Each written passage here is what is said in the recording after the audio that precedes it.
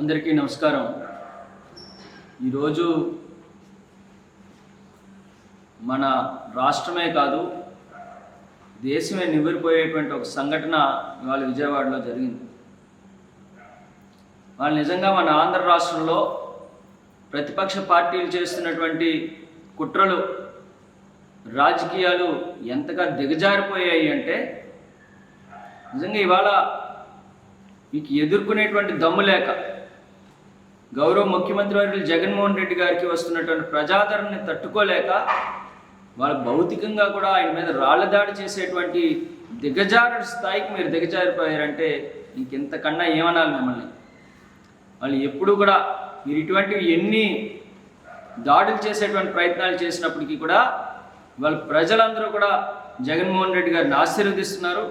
ప్రజలందరూ తాలూకా ఆశీస్సులతో మళ్ళీ అత్యధిక మెజార్టీతో ఇవాళ జగన్మోహన్ రెడ్డి గారు ముఖ్యమంత్రి అవబోతున్నారు అనేటువంటిది మీ అందరికి కూడా తెలియజేసుకుంటారు.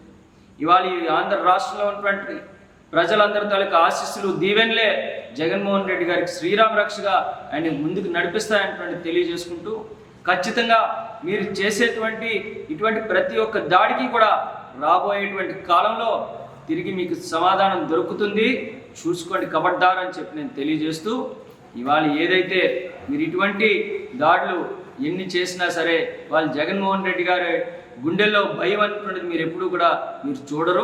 మరింత ధైర్యంతో మరింత స్ఫూర్తితో ఆయన ముందుకు సాగుతారని చెప్పి తెలియజేసుకుంటూ మరొకసారి చెప్తున్నాను, ఇటువంటి దిగజారుడు రాజకీయాలు చేస్తూ ఇటువంటి దాడులు చేస్తున్నట్టు ప్రతి ఒక్కరికి కూడా సరైనటువంటి సమయం వచ్చినప్పుడు మీ అందరికీ కూడా సమాధానం దొరుకుతుంది. మరి ఏదైతే మీకు దమ్ము ధైర్యం ఉంటే ఎట్లానో మరొక 4 రోజులు ఎన్నికలు ఉన్నాయి, అప్పుడు చూసుకుందాం. అంతేగాని ఈ రకంగా ఇటువంటి దాడులు చేస్తే మాత్రం ఉపేక్షించేది లేదు అన్నటువంటి తెలియదు.